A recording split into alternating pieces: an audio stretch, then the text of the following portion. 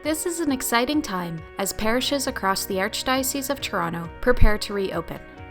During the suspension of public masses, the faithful made a loving sacrifice to help protect others from the coronavirus. Parishioners will be excited to return to Mass, but many will also be worried that they may get sick from attending church. We need to ensure that our fellow parishioners are safe. To do this, we are asking for the assistance of many volunteers who are willing to offer their time and talent to the task of sanitizing their church. Before we discuss sanitizing, we should understand how COVID-19 spreads. People who are sick with the coronavirus spread infected droplets when coughing, sneezing, talking, or singing. If the infected droplets come into contact with a healthy person's face, they too can get sick. These infected droplets can live on a hard surface for up to 72 hours. So in a church, where there could be multiple masses celebrated in a single day, it is very important that we take sanitizing seriously. This is especially true considering that some people who have the coronavirus don't show symptoms for days after they get sick, and others don't show symptoms at all. In advance of the cleaning day, volunteers should familiarize themselves with the products they will be using. For your own safety, you should read the instructions on the products used so you know how to mix and use them properly. Your parish will give you direction. Every sanitizing product in Canada has a safety data sheet, which provides important information on what is in the product, how to use it safely, and what to do if there is an accident involving the product. Please read the safety data sheet before you start sanitizing. It is also important to understand that there is a difference between cleaning and sanitizing. Cleaning uses soap to remove dirt. Sanitizing uses chemicals to kill germs and viruses. We recommend that parishes use different colored cloths for cleaning and sanitizing to avoid any confusion.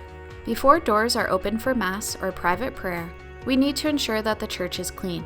This may require closing the doors of the church to the public while sanitizing takes place.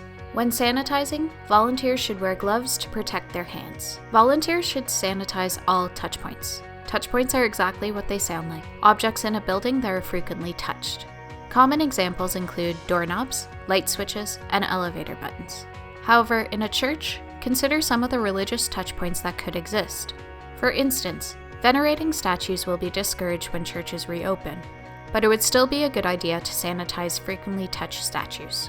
If you have an object that is difficult to completely clean with a cloth, like a wicker basket, then a sanitizing spray bottle may be a better tool. It is very important to properly sanitize pews. People spend a lot of time sitting, standing, and kneeling on and around the pews. You should thoroughly sanitize the pews, including their seats, backs, kneelers, and the slots where missals and hymnals are usually stored. Think about all the places where someone could have come into contact with a pew and then sanitize those places. This includes the ends of closed pews. Someone could have touched it or coughed on it as they walked by. Before sanitizing a pew or any other object in the church, ensure that the chemical used will not damage it. If you aren't sure if a chemical will damage a pew, ask the priest, or as a last resort, start by sanitizing a small, unnoticeable spot to see what will happen before you proceed. But please note that some chemicals won't begin showing damage on a surface for at least 24 hours after application, so the parish should spot test a pew well in advance of use. As we start sanitizing pews more frequently, it would be wise for parishes to take the extra step of treating the pews with wood oils, such as Murphy oil, every few weeks. This will add to the life of the pew under these conditions. In some parishes, bathrooms may be locked to control access and reduce COVID-related cleaning. In these parishes, ushers will have keys to the bathrooms to let people in when needed. Where possible, please check in with the ushers at the previous Mass to see if the bathrooms need sanitizing. At this point, you may be wondering, how do I protect myself while I'm protecting others from the coronavirus? You should be at a low risk of getting sick if you follow some simple rules. When you are cleaning, don't touch your face. Even if you are wearing gloves, still do not touch your face, as the infected droplets can live on gloves. You may also wish to wear a mask or face covering while sanitizing. Sanitize your hands frequently with hand sanitizer. When you are done cleaning, sanitize your hands again.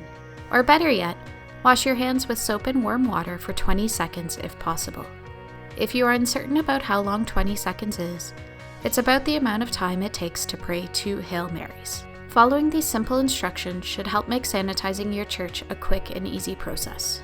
Your work will not only give your fellow parishioners peace of mind, it will also keep them safe.